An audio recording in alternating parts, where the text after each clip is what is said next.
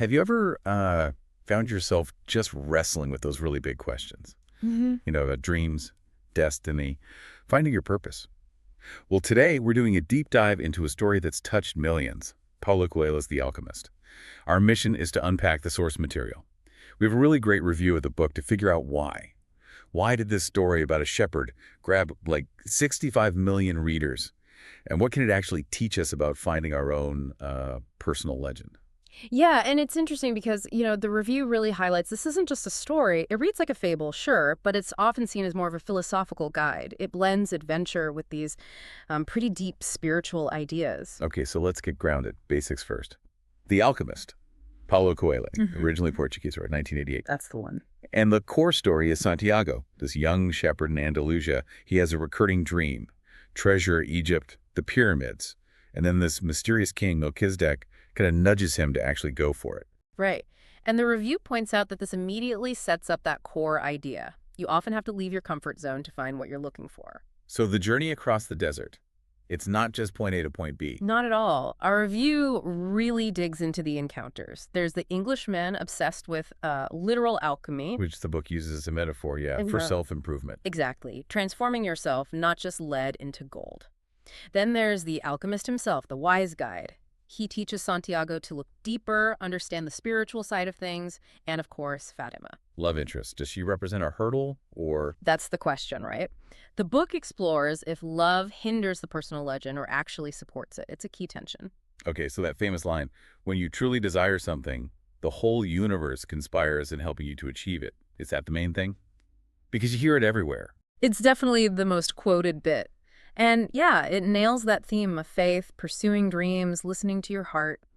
But the review connects it to the bigger picture. The whole journey is the personal legend, your life's purpose. It's about waking up spiritually, learning to read the signs, the omens, as Coelho calls them. Intuition, basically. Pretty much, trusting those nudges. And love, like with Fatima, is shown as something that can strengthen that journey, not derail it. It makes me wonder how many of us ignore those little signs?